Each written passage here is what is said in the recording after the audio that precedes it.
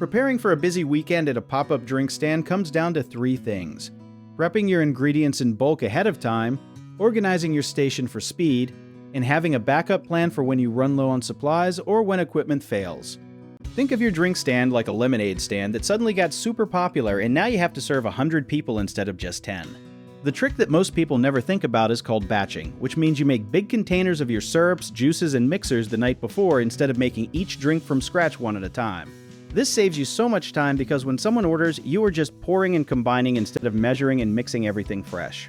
Another thing barely anyone talks about is prepping your ice separately and storing it in coolers with the lids closed, because ice melting into a puddle under your station is one of the sneakiest problems that slows everybody down. You also want to pre-portion your cups, lids, and straws into little stacks so your hands never have to search for anything during a rush. Doing this kind of prep work turns a chaotic weekend into something that feels calm and controlled, even when the line is long.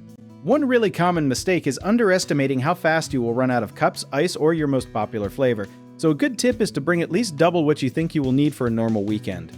Another mistake people make is not testing their equipment like blenders or dispensers until the day of the event. And the fix for that is to run everything the night before just to make sure nothing breaks mid-rush. A sneaky issue nobody warns you about is cash flow and change, so keep a good amount of small bills and coins ready, or better yet, set up a digital payment option so you are not scrambling for change during your busiest hour. If you enjoyed this, check out our online directories in the description below.